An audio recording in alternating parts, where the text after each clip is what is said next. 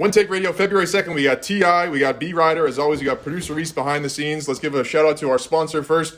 Tired of buying off-the-rack suits? Use the promo code OneTake10 for our friends at Sartoro. Get an outstanding suit. Looks just like this. I don't know if you saw yesterday, producer Reese became a made man of the OneTake Mafia. Credit to you, producer Reese. Brett's supposed to buy one maybe 3-4 months ago. Haven't seen it yet. Tavis, you got a wedding coming up. Slacking. First topic of the day, the last 24 hours, the biggest news story in sports, the TB12 retirement for the second time around. Sayonara. Tavis. Ooh. He may not have been your guy for the last few years. I know he kind of took the shine out of your boy Joe Montana back in 2016 and then 18, 20. What do you got on our boy TB12 calling it quits? He's cooked. I think he's looked cooked for a while. I think if the Dallas game wasn't evidence enough that he was like fucking overcooked, I don't know what was. You mentioned he passed Joe. Just call spade a spade. One of the Super Bowls he cheated, so that kind of narrows the gap there a little bit. Also playing in a different era where, I think he gets a lot more calls, get called in favor of a quarterback. Look, it's going to be sad. NFL's going to be different about him. I'm pretty neutral about Brady. I'm very happy. I will say this. I'm very happy he's not fucking headed my way because that would have been a disaster. I don't care what anyone says. If you're playing behind Mike McGlinchey and you can't move, you're fucked. We could have Joe Montana back there and he wouldn't be able to do shit playing behind Mike McGlinchey. So, you know what? I wish him the best. He's going to have a lot more time to spend with his family. I know that that's a little bit on the rocks right now. I hope that he's able to make amends there because some things are bigger than sports. And if I was him, I'd probably go try and get my Victoria's Secret model wife back.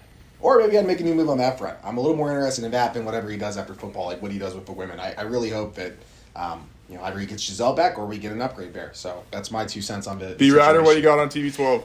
Well, the first thing is, you really think that with Brock Purdy and how well he did, you don't think inserting the greatest quarterback of all time would be an instant shot to the 49ers and would instantly make them the Super Bowl contender? That's what I said. I said that earlier this week. Three years ago, yeah. Dude, he looks fucking horrible. I know, but times. So the thing that I keep going back to is not only were the Bucs so trash this year, they didn't have an offensive line. Their offensive line was cooked. If anything was cooked, it was them. Dude, we don't either though. Besides Trent Williams. Yeah, and dude, the other thing too, especially with Brady. The man just threw 5,000 yards last year, and now he's coming off a divorce. They said that he lost 15 pounds through the course of the season. My man's just stressed out. There's no way that dude is right in the head right now. Normally Brady's a psycho savage out there, and that's what made him the greatest quarterback of all time. That's why he's 46 years old and he's still shoving.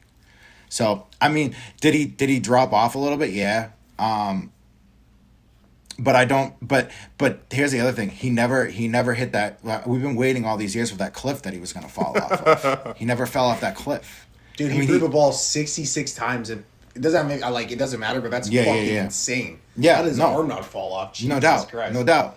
I thought it was kind of a weird move. I thought after the divorce he was going to at least stick around for a few more years. I thought the Niners would be kind of a good spot for him for 1 year, especially with all their questions they have a quarterback going into 23.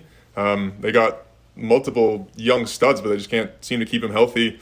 A couple great memories from our boy TB12, Brett. I don't know if you remember back Super Bowl 36, ran out the street on Marlboro. Shout out. That was a classic. And then Tavis talking all that smack on the Convet.it Slack channel. Shout out Convet.it back in 2016. As early 2017 for Super Bowl 51. That was an all-time classic, man. I'll never forget that. All that smack you talked at halftime against the Falcons, man. I had Atlanta every which way. I had Atlanta first half. I had Atlanta money line. I had Atlanta for the game. And I lost everything. Well, I won the first half, but then I lost it all. And I've never been more flabbergasted. I could have got a DUI. I was so upset I drove home. We want to put that on the record. And I just said I'm probably never going to watch football ever again after that. So statute of limitations up on that one. All right, move on to the next one. Niners losing their defensive coordinator, DeMeco Ryans, going down to Houston. And then offseason plans, we already kind of touched on it. Quarterback for next year. What's going on with your boys down in Santa Clara, T.I.? So I'll try and be brief just so I don't take up the whole show. I don't understand why he wants to. I get that he played there, but also too are people forgetting he sued the Texans or tried to sue the Texans after he got hurt. You know where the skeletons are buried. They just fired Lovie Smith right after 1 year. He was set up to fail. I don't understand why. Had he gone to Indianapolis even, I could kind of get, but right now I don't know. Do you really want to go there? I thought he'd be an excellent fit in Carolina. I'm like really surprised that they didn't even interview him or like asked to interview him. If I'm not, I don't think they did. So I don't know, man. I'm happy for him. He was really good. He's a great guy to have on staff. I personally would love to see Vic Fangio come back. I think the Niners defense under Vic Fangio may have been like some of the best defenses in history. If you think back to like Dante Hintner and those like Harbaugh days in the early 2010s. The same team that marched into Foxborough and Colin Kaepernick absolutely just whooped Brady's fucking ass. Oh my goodness. 2012, one regular season game. Congrats, man. I know you've been talking about the game for the last decade. Last decade, you've been talking about the game. Congrats, bro. I'm proud of you. And he did it when President Obama was talking about the Sandy Hook shooting or some shit like in the middle of the game. He was still fucking slinging it. But, yeah. You guys haven't beat us since then, too. No, they beat him in 2020. No. COVID year doesn't really count, yo. COVID year doesn't count. We skull-fucked Cam Newton. And Jimmy Garoppolo went off. He was just fucking home. Jimmy G threw 3 picks. I watched that game at your place. Come on, bro. My question is, wait, so how long has D'Amico Ryan's been... Because he seemed to be kind of a He was star. a linebackers coach before him, and he got promoted, so he was in D.C. for 2 years, and there were talks last year that he was going to leave. I think he was maybe even, like, rumors around the Minnesota job, but he decided to stay, and then somehow he ended up with a worse job. So, yeah. And then off-season-wise, I mean, like, we can beat the dead horse over quarterback. Like, Trey Lance is going to be the guy. Jimmy's out, I guess, so we'll see what we get. You invested fucking however many draft picks in him. There's no veteran they can bring in, so none of that makes sense. Rodgers is off the table. If they bring in Carr, like, I'm legit, that may be what pushes me over the edge. Like, that may be my breaking point. The last thing I'll say is they need massive upgrades at offensive line because, honestly, too, like, if any of his content ever got a response from Mike McGlinchey, I retire because everything I need to accomplish in the content game will be accomplished. I hate fucking Mike McGlinchey, and I'm so sick of watching him play right tackle. I should get paid for having to watch Mike McGlinchey play right tackle because I was gonna say I don't even know who that is. I thought he was like some sort of offensive coach the first time. Charm and soft. And guess what? Guess where he's from? Pennsylvania. He's from Philadelphia. The guy who's fucking getting everyone killed on Saturday or Sunday was from Pennsylvania. I call collusion. So they got to upgrade line and they got to bring in a new D coordinator. I mean, outside of that, we'll see what we get at quarterback. Who knows? Maybe Trey Lance is going to be the next Jalen Hurts. B-Ryder, anything to add on the Niners? I'm curious about what you think about Jimmy G potentially coming back to New England for 23. I could see that for a year or two. I could see it for a year or two, but I don't think it's gonna happen. Especially like what would you have to give up for him? Nothing. He's a free agent. Well, he's a free agent right now. Oh, he is. Yeah. I thought okay. Well, and they Bill O'Brien's calling the plays, right? Bill O'Brien. They just hired Bill O'Brien. He's a good offensive coordinator, dude. He can't be a head coach, horrible head coach, but he's a good coordinator. He tried to be Belichick down in Texans, down in Houston. He was pretty damn bad at it. But who gets number 10? Do they keep Mac Jones? Oh, well, that brings us to our next topic here, the Pro Bowl quarterbacks. Because I feel like after getting passed over by Derek Carr and Tyler Huntley, who threw like 2 touchdowns in the regular season. I mean, Trevor Lawrence, we'll give him that for the AFC quarterbacks in the Pro Bowl. I mean, he's it's good, like dude. R.I.P. Mac Jones. I don't know. I mean, I'm a Bailey Zappi guy. I think Bailey Zappi's kind of the. I am a big Bailey Zappi guy. I think he's got that moxie. I think he's kind of the East Coast Brock Purdy, in my opinion. I think they should give him a little bit more time here. But it's like, it's tough to go back to, Mac Jones, the first round pick this year. You could blame the offensive coordinator. You could blame that kind of mess of a situation there. But yeah, I think I'm a big believer in our boy Zappi heading into 2023. We'll see what happens. But anyway, to go back to the Pro Bowl, it's like how do you come back from getting passed over by a guy who threw 2 touchdowns? I don't know, Brett. So I think especially the way they handled the whole quarterback situation this year was just like so like ridiculous because you literally had fans chanting Bailey Zappi. You brought Mac Jones back when he wasn't 100%. He was still hurt. And then they answered the fans and put Bailey Zappi in the game. And Bailey Zappi was terrible that game. That was just a bad game all around. So they didn't do either quarterback a service by putting either one of them, or they didn't put either of them in a good situation, which is so un-Belichick-like. Like usually Belichick puts them all in perfect situations to flourish. Yeah. But that was just handled so poorly. And to go back to like the whole offensive coordinator thing, I mean that obviously was the catalyst and why Mac Jones had such a regression in year 2. But also just like the way Mac Jones acts. Like Mac Jones acts. I know that's what kills me. That's what kills me. It bothers me. Like I just don't like remember when they played the Raiders and they had it down at like they were inside the 5-yard line and they got a penalty and this dude's over there like throwing his arms out, walking over, and it's just like, bro, be a leader. I know. You know what I'm saying? Like if you're gonna be the quarterback of an NFL football team, like be a leader, be accountable. Yeah, the play calling sucks. It's stupid. They're throwing these stupid screens. And I think it was the Bengals game when what's his name fumbled it when at the end of the game, Dude, everyone, they ran the same exact play 2 times in a row. It's like everyone and their mother knew they were running the ball again. Of course. I mean, I don't blame it on the running back. It's the play calling. It's been the play calling all year. I'm surprised they won 8 games with that play calling. Yeah. But still the same. When you look at Mac Jones, like I don't see the type of quarterback play that you got out of him as a rookie. They were very conservative with him as a rookie too. They really protected him. They used a lot of short balls. This year, I think they tried airing it out with him early on, seeing that he really can't make those throws, and they abandoned that right away. But just overall, like you just did not see any sort of progression out of him. And I'm a big Mac Jones guy. I have a Mac Jones jersey. Like I've been on Mac Jones' side since he got drafted here. Yeah. But yeah, I don't know that he's gonna be that he's the answer. You know, even before a lot of like the histrionics, he was coming around like mid to late season with the pouting and whatnot. Like I talked about you, Tavis. I mean, to get carried off in week 3 with that emotion on your face and you don't have a torn ACL, I feel like the only thing you can have there is a torn ACL. If you have a high ankle sprain and you're getting carried off by like 7 guys with that look on your face, it's really tough to come back from. Tavis, what do you got on the Patriots, man? Help us out. Sounds like a franchise in distress. I mean, what I've been told from from the great state of Massachusetts is this is somehow the greatest franchise to ever walk the face of the earth. And I mean, it is, to be fair. We got a coach who cares more about coaching at the fucking East-West Shrine Bowl. He's getting his mojo back, Tavis. What do you think he's doing out there? He's getting his mojo back. You see him? He's getting hands-on, baby. He should put that effort into his guy, Mac Jones, and maybe he wouldn't be fucking screaming on the sideline all the time like he is. Or I'm trying to share my screen. I have the picture pulled up of him getting carried into a tunnel. I may get that on a T-shirt. I really like that picture. Bro became a meme. That thing should be deleted. Bro became an instant meme. That was Mac Jones. He's so that was screwed. A tough one. He's horrible. I think he's fucking horrible, dude. And you know what? I do think Garoppolo goes back to New England. And the bad thing is, I think he's going to get paid. I mean, he was having a career year before he got hurt. Like this, if I'm not mistaken, was his best statistic year, and he was the Niners are winning.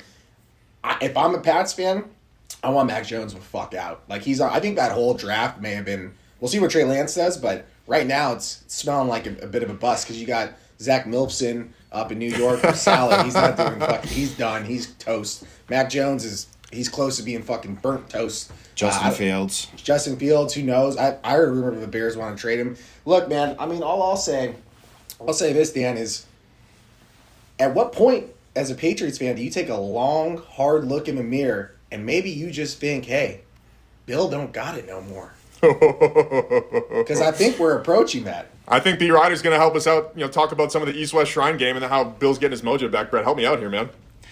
I got some serious, just like New England football coach vibes, like someone like grabbing your face mask, some big fat guy grabbing your face mask and screaming at you, making you do it again.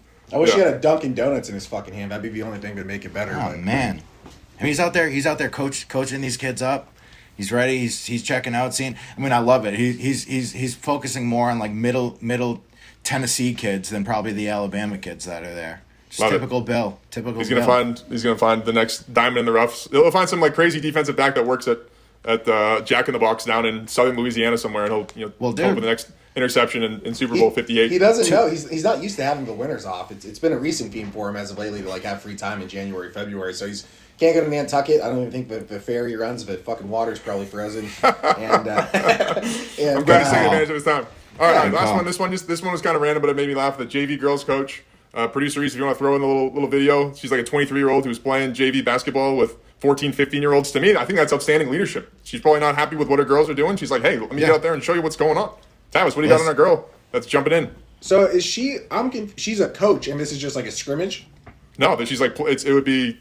Your high school versus some other high school, and your coach just jumps on the court and starts balling. Well, I don't know. Call me progressive. I think these days that's okay. Anyone, as long as you're, I guess, eligible, you're allowed to play. So I'm happy for her. She's clearly ineligible. It would be like me jumping, running up to George Washington High School up the road and suiting up on Tuesday night. I don't think you'd be able to move very well, big guy, with the knee. So I don't know if it necessarily be a 1-to-1 comparison. I got faith in Dan. Producer Reese. Dan can shoot. I'd be sticking jumpers in the corner. That's about all I got right now. That's all I got now. Look, I thought I liked that block. I thought she showed great passion. She was playing hard in the paint, and you know what? She finished harder than fucking Tatum did in the finals last year on that ambulance that she got. So hey, I thought she looked pretty good, man. B. Ryder, what do you got? So I coach. I help coach 4th grade boys basketball. Right. We had 9 players there tonight. Bro, I hopped in with them boys. I was dishing out assists like I was your boy Steph Curry. Just like yo, like whatever. Ball is life. There's no age limit. Age is just a number. You got to get your runs in how you get them in. I mean, I don't know what else to say. I just have no idea how, like, well, I mean, did the girl, was she warming up, like, before the game? Did no parents say, it was a game, bro. Like, did no parents say anything? Did the athletic director not say anything? Did, like, that was what was wild to me. I mean, I think it's just, my biggest thing with that. It's kind of the dream. I want to hire this girl. Producer Reese, get this girl on the horn. We got to hire her. If you're going to do that, like, you better show out. Like, you better not go out there and, like, airball a shot or, like, be turning the ball over, missing layups and shit. Like, you better go out there and you better show up a little bit. Yeah. You know what's funny is that, like, there's no, like, what's going to happen? They're just going to tell her, like, hey, you can never do this. Like, there's no legal action she can, like, or trouble she can get in. I love it. I think it's awesome. She probably was home for college. Maybe she's, like, redshirting or something at some, you know, NAIA school, D3 school, and she just went back to high school and whooped ass. And nothing's going to happen. Yeah. Honestly, you want some content, Dan? Maybe send your boy B. Ryder back to fucking his KYO game or whatever he's coaching, and like have him check in the game. Because the worst case scenario is he's just not going to be allowed to coach anymore. We're not going to go to jail. Yeah, I like it, B. Ryder. We might have to fly Emilio's ass out to Dedham and see what he's Dedham High back gym 1235 North Attleboro. Catch me. I'll be in the corner shooting jumpers. Let's go, baby. Hey, that's a great way to end it. Nice work, boys. Let's go. All right, Postshow. I had a couple for Postshow. The Celtics winning by, what was it, 2,500 points last night against the Brooklyn Nets. What happened down there? 2,300 points. That's crazy. I didn't think the score was real. I didn't watch the game, but I didn't think the score was real. Funny story. So last night I was with my buddy and we went to grab dinner. So we got to the restaurant, had him put the game on. It was whatever it was. It was like 43-13. 46-16 at the end of the first quarter. Yeah, it was. And so it was. There was like a couple minutes left, and I'm like texting my other friend. I'm like, bro, like, is this Celtics score right, or is this like a, you know what I mean? Like, did someone like fuck it up? Because we had just got there. Like, I had no idea. I'm like, bro, they're kicking the shit out of them. It's 30 points. They have 46 points in the first fucking quarter. I mean, that's the Boston Celtics mantra is you just do this during the regular season, and then your superstars just don't show up when it counts. So, I mean, that happened once, bro. It's happened a couple times, brother. When? The last two seasons. I mean, who they lose to 2 years ago? They lost to the Bucks, right? No, they lost to the Nets 2 years ago. Yeah, they kind of sucked in 2021. They were mid. They've been mid. Like, they haven't been that good. They just started their ascent last year. Yeah. And granted, absolutely, did they fizzle in the finals? Yeah, but I mean, should they have even been in the finals? Yeah. Game 4 in Boston, the game that Tavis refused to attend. Tavis said he was going to fly across the country to support his Warriors. He did not attend. Wow. And he missed one of the biggest wins in the history of the Warriors franchise in Game 4. Tavis, how do you feel about that? I'm trying to find my 2016 or my 20. What year? I got a final shirt around here somewhere. Sorry. Can't find it because I have so many of them. It's a bit of a shameful moment. It's a bit of a shameful moment in the history of Tavis. Game 4. Yo, Dan. Game 5. I was at Game 5. He's flexing. Oh, I got all these finals. Well, I think we have 6 Super Bowl T-shirts. All right, and then we have 4 World Series T-shirts, an NBA championship T-shirt, and you can sprinkle on a Stanley Cup. So I mean, we got plenty of T-shirts too. The only thing we have is a Stanley Cup. That's the only thing that Boston has over me. The Niners got 5 Super Bowls. Giants won 3. No, we didn't even go history. We said in our generation T. That's fine. Yeah, talk history. Yeah, but then talk history. It's not looking good for T. The Giants won 3 World Series in fucking 6 years, dude. Congrats, man. I'm happy. It was awesome. One of the greatest runs ever. Madison Bumgarner is a real athlete, unlike fucking Kurt Schilling. Madison Bumgarner is dog walking Kurt Schilling. Madison Bumgarner is literally like the Walmart version of Pedro. Hell no, bro. Madison Bumgarner, he hits bombs. He's country strong. He hits bombs. Pitch, complete game shutout in the World Series, and then came in the next night in relief, in like 3 innings of relief, to win a World Series. I've never seen anyone from the Northeast have that kind of heart. All right, let's save it for the next one. That was electric. Good work, boys. Producer Reese, signing off.